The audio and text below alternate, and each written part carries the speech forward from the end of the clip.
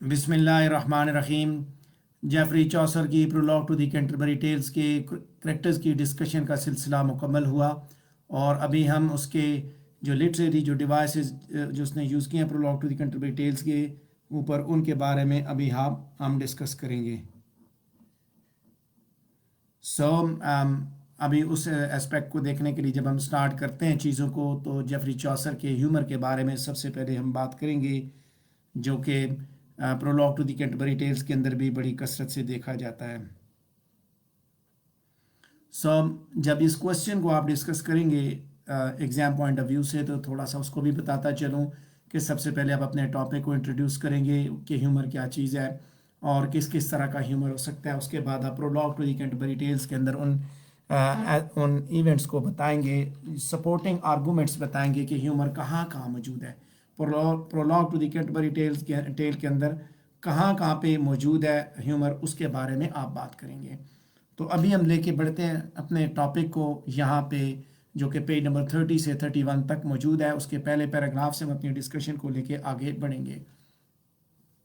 Humour क्या चीज़ है, सबसे पहले मैंने इस पे बात की है, उसी को डिस्कस करते हैं। एक लिटरेरी टूल है बेसिकली ह्यूमर, जो कि ऑडियंसेस को, जो कि नाजरीन को, देखने वालों को मुस्कुराने पे मजबूर करता है, यानी कि उनको हंसाता है और वो कोशिश करता है कि ऑडियंस के अंदर अम्यूज़मेंट और लाफ्टर क्रिएट किया जाए। पब्लिक जो बैठी हुई है, जो पढ़ने वाला है, रीडर है या देखने वाला है, व्यूअर है, इन दोनों मामलात में ड्रामा और पोइट्री और नावल हर एक जगह पे मुझे लिटरेरी डिवाइस है, टूल है, जिसके ज़रिए जो बंदा इस अदब को पढ़ रहा है किसी न किसी तरीके से परसीव कर रहा है, वो मुस्कराए, उसके चेहरे पे जब वो खुशी के तासुरात पैदा हो, हंसे वो बेसिकली। ठीक है, इसका मकसद बेसिकली यही होता है कि ये ज़िंदगी के अंदर मौजूद जो मोनोटनी है, जो बोर्डम है, जो टीडियम है, इस तरह की जो चीज़ें हैं, इनको ख़त्म किया जाए, ब्रेक किया जाए।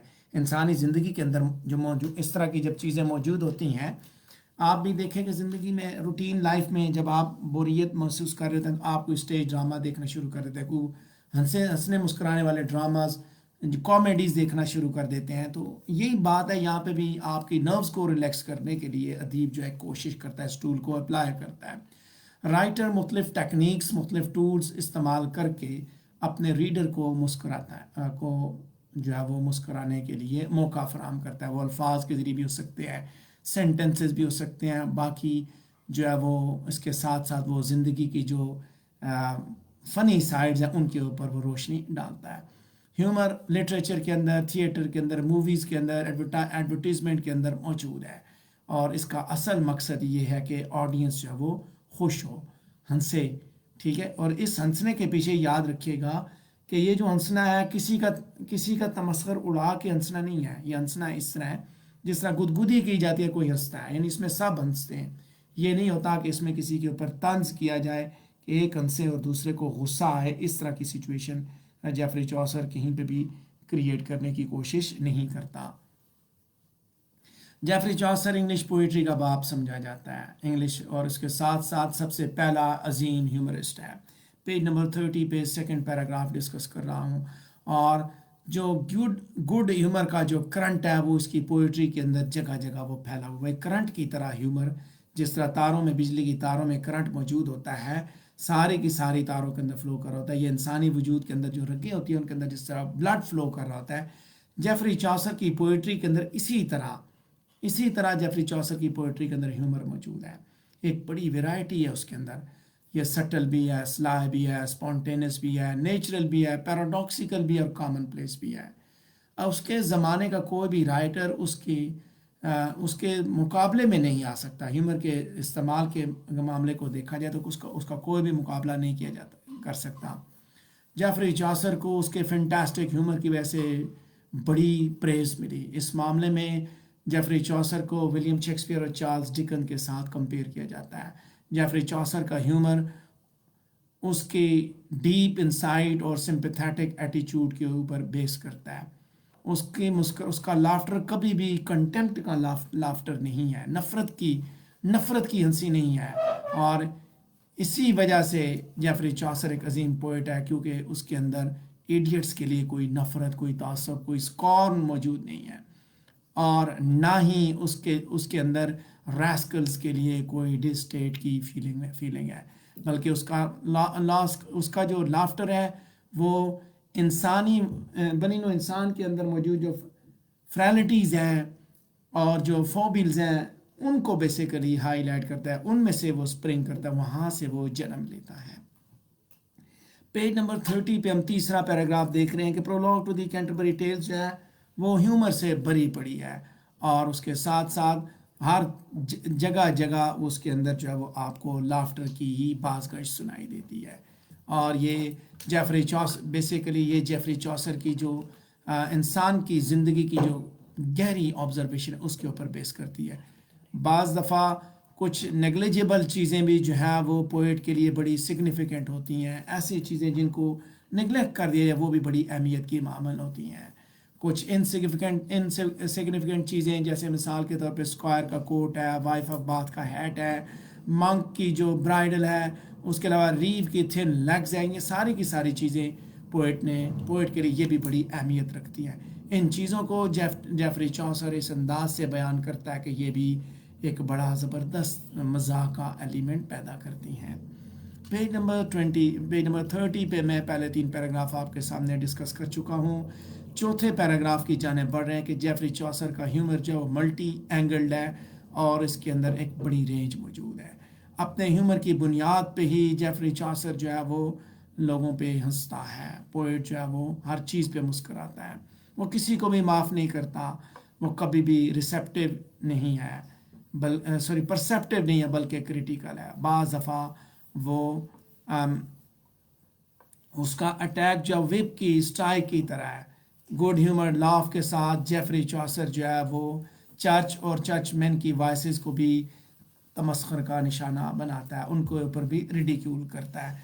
इस मामले में अगर देखा जाए तो आपको मंक के एटीट्यूड की कुछ लाइंस जो वो मिलेंगी prologue to the Canterbury Tales के अंदर जो जेफरी चॉसर ने बयान की हैं कि ही जेफ नेट ऑफ दैट टेक्स्ट अपुल then he saith that hunters ben not holy men। So page number 30 पे मैंने पहले 4 पैराग्राफ आपके सामने डिस्कस किए। 5वां पैराग्राफ देखेंगे कि जेफरी चॉसर के ह्यूमर का एक सबसे इम्पॉर्टेंट फीचर जो कि पैराडॉक्स है। पैराडॉक्स होता है कि दो अल्फाज जो आपस में मुतजाद होते हैं उनको किस तरह कोई पोएट बयान करता है, दो मुख्तलिफ अल्फाज को, जैसे मीठा मीठा दर्द, ठीक है, इस तरह की बातें करना। यहाँ पे जेफरी चॉसर ने पैराडॉक्सिकल स्टेटमेंट्स दिए, जैसे वो हमें लाफ्टर और स्माइल जो वो ऑफर करती हैं, यही पैराडॉक्सिकल स्टेटमेंट्स। जब पोइट जो है वो वाइफ ऑफ बाथ की वीकनेस के ऊपर रिडिक्यूल करता है तो ऐसा लगता है कि वो उसकी तारीफ कर रहा है। जिस अंदाज से वो उसके ऊपर रिडिक्यूल करता है, उसका तमस्खुर उड़ाता है, तो हमें ऐसा लगता है। इसी तरह हैरी बेली का कैरेक्टर भी जो जेफरी चॉसर ने बयान किया वो भी पैराडॉक्सिकल है।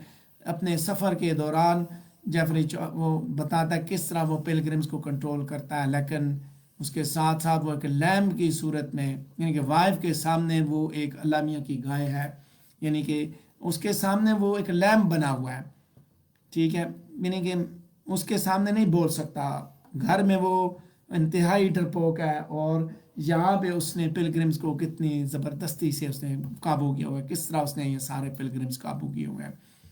तो Geoffrey Chaucer prologue to the Canterbury Tales के अंदर जहाँ पे पैराडॉक्सिकल स्टेटमेंट्स देता है, वहीं छठे पैराग्राफ की जाने पड़ेंगे तो जेफरी चॉसर की जो किरदारों की डिसेप्शन है वो भी एक इररेसिस्टिबल लाफ्टर को रेज करने की वजह बनती है।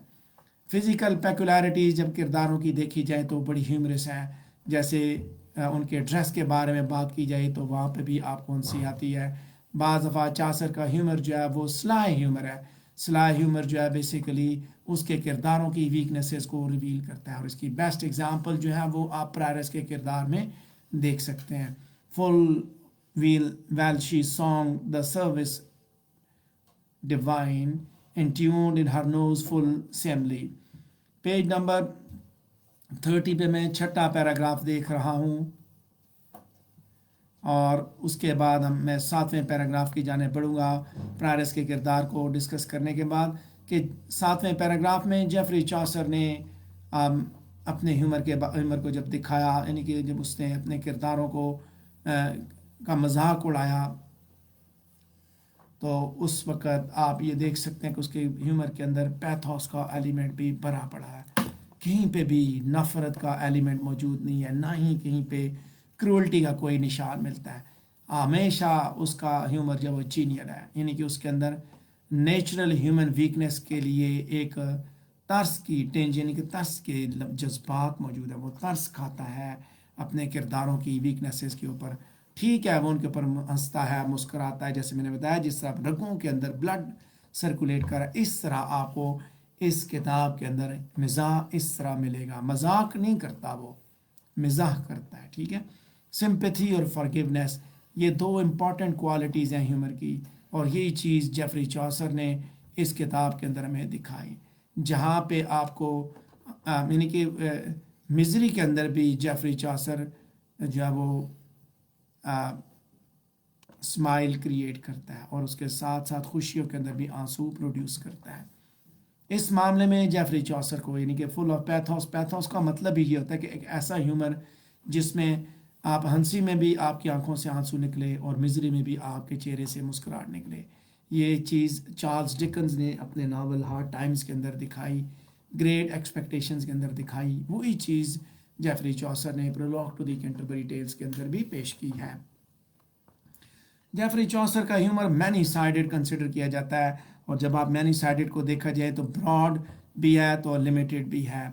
यानी कि नैरो सेंस में देखा जाए तो इसके अंदर एक जेंटल मार्थ है, ब्रॉडर सेंस में देखा जाए तो बॉस्टस ह्यूमर भी है, इंटेलेक्चुअल ह्यूमर भी है, यानी कि विट है, इसके साथ साथ बिटर ह्यूमर भी है, सेटायर भी मौजूद है। जेफरी चॉसर का जो लिटरेरी वर्क है वो हर तरह के ह्यूमर को रिफ्लेक्ट करता है। एक क्रिटिक ने जेफरी चॉसर के इस मैनी साइडेड ह्यूमर के बारे में, एल्बर उसका नाम है, उससे बात की थी कि उसके ज़माने के लिटरेचर के अंदर बहुत कम पोइट्स इस तरह के हैं जिन्होंने ज़िंदगी को ह्यूमर के साथ या इस अंदाज से परसीव किया जिस अंदाज से जेफरी चॉसर ने इन्विगरेटिंग और डिलाइटफुल पर्सपेक्टिव में ज़िंदगी को पेश किया।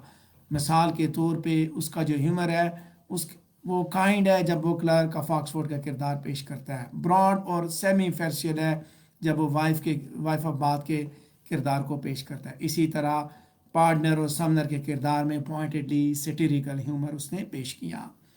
पेज नंबर 30 पे आखिरी पैराग्राफ देखेंगे कि जेफरी चॉसर का ह्यूमर जो है वो नेचुरल भी है और स्पॉन्टेनियस भी है, और इसी वजह से जब वो चीज़ों को जब वो देखता है तो वो बड़े ही ह्यूमरस अंदाज में, मज़ाहिया अंदाज में देखता है।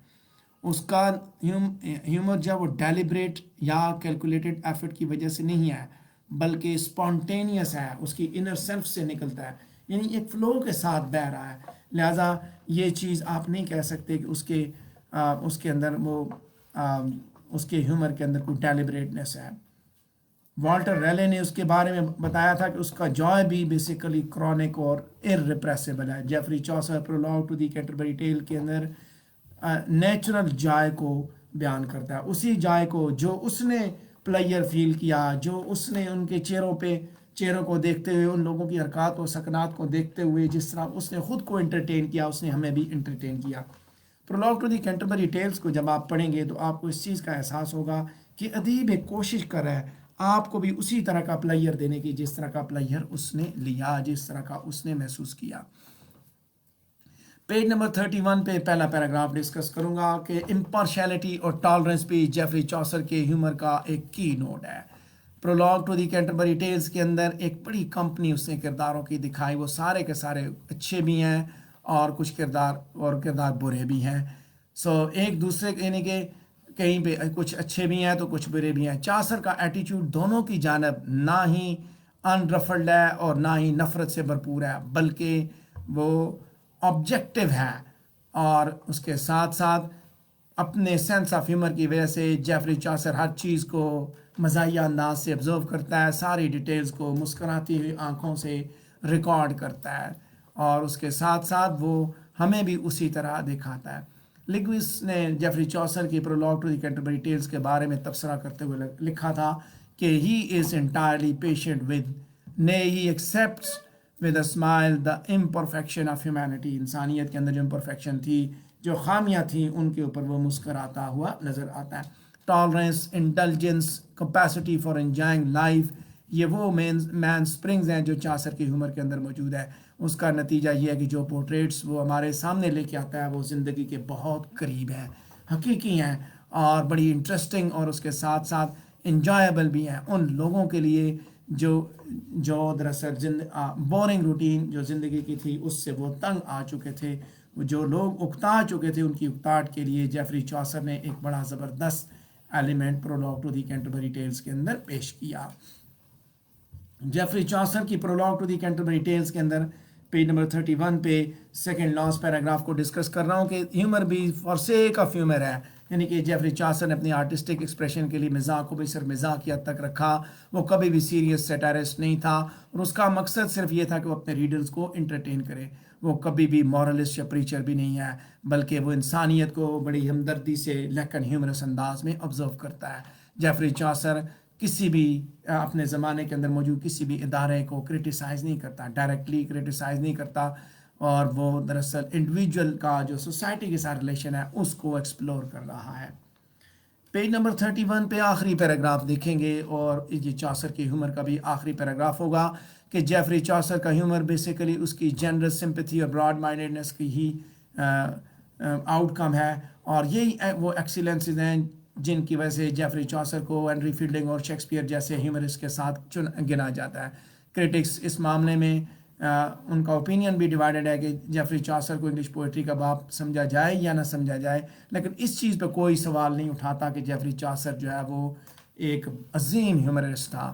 جیفری چاسر کا ہیومنزم کے اوپر جو فیتھ تھا اور ریئلزم کے اوپر اس کا جو بلیو تھا، اسی نے اس کے ہیومر کو ریمارکیبل اور پاورفل بنایا، اور یہی چیز جیفری چاسر کے اس پرپز کو پورا کرنے کے لیے اپنا کام بخوبی سر انجام دیتی ہے. ان شارٹ آپ یہ کہہ سکتے ہیں کہ جیفری چاسر کا جو ہیومر ہے دیٹ از پریز وردی، قابل تعریف ہے. اس نے ایک بڑا زبردست طریقے سے اس نے prologue to the Canterbury Tales کو پیش کیا اور ریڈر کو وہ جگہ جگہ کھلکھلانے پہ مسکرانے پہ مجبور کرتا ہے. اسی کے ساتھ ہمارا یہ ٹاپک کمپلیٹ ہوتا ہے. اگر آپ کے ذہن میں کوئی سوال ہے تو آپ پوچھ سکتے ہیں.